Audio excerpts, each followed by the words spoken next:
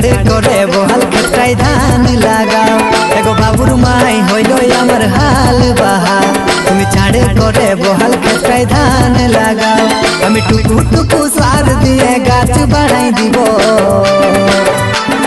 ঘাস হলে পরে গো ঘাস হলে পরে ঘাস হলে পরে দুজনাই নিকাই দিব ঘাস হলে পরে গো ঘাস হলে পরে ঘাস হলে পরে দুজনাই নিকাই দিব।